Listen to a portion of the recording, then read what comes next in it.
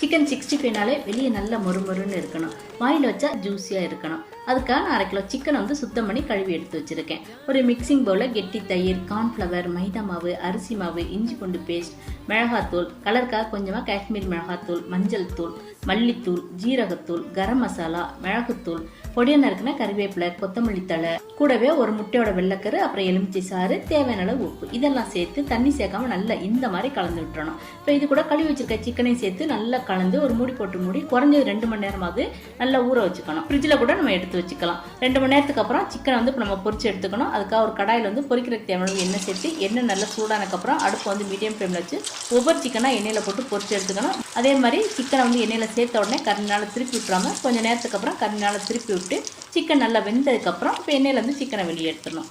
அவ்வளவுதாங்க. கடை மசாலா பொடி சேர்க்காம, கலர் பொடி சேர்க்காம அட்டகாசமான டேஸ்ட்டில் ரொம்ப ஜூஸியான சிக்கன் 65 ரெடி.